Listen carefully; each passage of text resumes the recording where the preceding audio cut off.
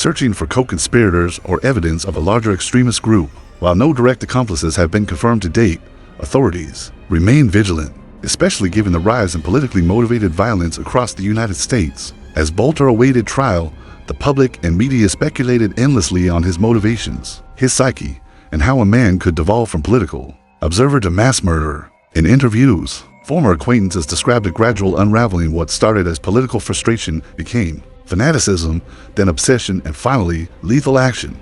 This was not just a crime, it was a warning, a harrowing illustration of how unchecked radicalization, access to firearms, and political paranoia can converge into real-world violence with devastating consequences. In the aftermath, security protocols for public officials across the U.S. were overhauled. Politicians spoke of the need for unity, but many did so behind newly reinforced barriers. Flanked by security details, a stark symbol of a democracy increasingly under siege from within. For Minnesota, the scars of that summer night in 2025 will not heal easily. The homes of Melissa Hortman and John Hoffman stand as grim reminders that in the face of extremism, even the walls of political power can be breached. And so the question echoes, how many more Vance Boelters are waiting in the shadows, preparing their own missions, fueled by hatred, conspiracy, and a distorted sense of purpose? In our next chapter, we'll explore Boelter's trial, the political aftermath, and the haunting legacy this case has left on Minnesota's political landscape.